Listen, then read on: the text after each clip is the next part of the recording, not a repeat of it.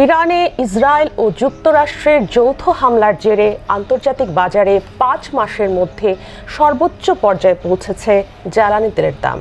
সোমবার ব্রিটিশ বার্তা সংস্থা রয়টার্সের এক প্রতিবেদনে নিশ্চিত করা হয় এ তথ্য। প্রতিবেদনে বলা হয়, ইরানে ইসরায়েল ও সর্বশেষ যুক্তরাষ্ট্রের নজিরবিহীন হামলার পর গত ৫ মাসের মধ্যে সর্বোচ্চ পর্যায়ে পৌঁছেছে তেলের দাম। সেই সাথে চলমান সংকটে উদ্বেগ বেড়েছে ভবিষ্যতে বিশ্ববাজারে তেলের সরবরাহ নিয়ে। আন্তর্জাতিক মানদণ্ড হিসেবে পরিচিত ব্রেন্ট তেলের মূল্য ব্যারেল প্রতি বেড়ে দাঁড়িয়েছে $৭৮.৯৩, যা আগের দিনের তুলনায় $১.৯২ বেশি।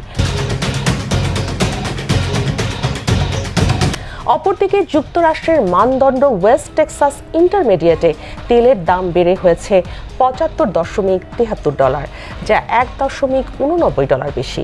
এদিকে ইরান মার্কিন উত্তেজনার পর অস্থিতিশীল হরমুজ প্রণালীর পথ এড়িয়ে চলছে তেলবাহী ট্যাঙ্কারগুলো। এরই মাঝে প্রণালীর নৌরুট থেকে ফেরত পাঠানো হয়েছে ২টি তেলবাহী জাহাজকে।